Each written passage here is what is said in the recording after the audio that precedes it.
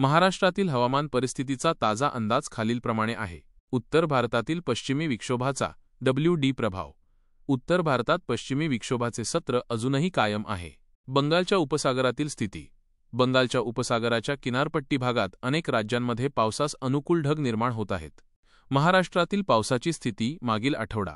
वर्धा, चंद्रपूर आणि भंडारा या जिल्ह्यांमध्ये सरासरीपेक्षा जास्त पाऊस झाला आहे. नागपूर, नांदेड, धाराशिव आणि सोलापूर भागात सरासरीपेक्षा कमी पाऊस झाला आहे. पुणे जिल्ह्यात सरासरी एवढा पाऊस झाला आहे. इतर जिल्ह्यांमध्ये पावसाची नोंद झालेली नाही.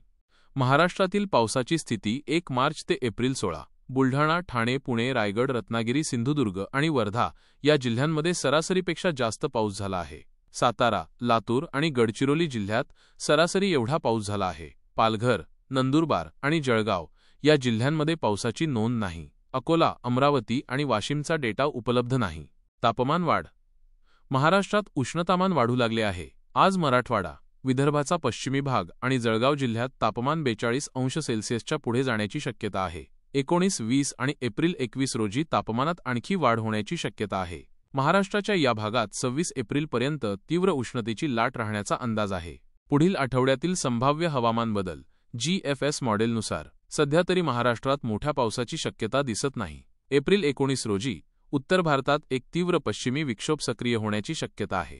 22 एप्रिलपासून केरळ ते कर्नाटक असा एक ट्रफ तयार होण्याची शक्यता आहे. स्थानिक वातावरणामुळे विरळ स्वरूपात पावसाची शक्यता कायम आहे. एप्रिल 18 रोजी पूर्व भारतात आणि बंगालच्या उपसागराच्या किनारपट्टी भागात पावसाचे वातावरण असेल. एप्रिल 22 रोजी दक्षिण कोकण आणि पश्चिम महाराष्ट्राच्या थोड्या भागात पावसाची शक्यता आहे. 25 एप्रिलपासून बंगालच्या उपसागरात आणि अरबी समुद्रात दक्षिणेला बाष्प वाढण्याची शक्यता आहे, ज्यामुळे वातावरणात बदल होऊ शकतो. एप्रिलच्या उर्वरित काळात महाराष्ट्रात स्थानिक पातळीवर वादळी वारे, हलका पाऊस आणि काही ठिकाणी गारपीट होण्याची शक्यता आहे.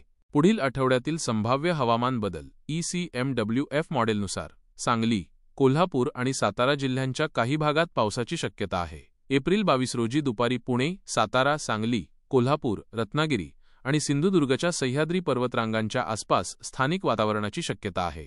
23 आणि एप्रिल 24 रोजी नाशिकपर्यंत सह्याद्रीच्या पर्वतरांगांच्या आजूबाजूला पावसाचं वातावरण राहण्याची शक्यता आहे.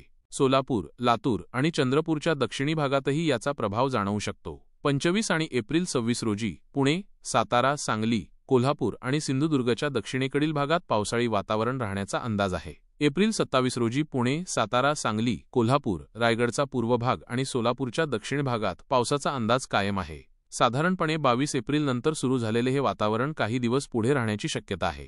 शेतकऱ्यांसाठी सूचना. शेतकऱ्यांनी आपली पीक काढणी करताना काळजी घ्यावी.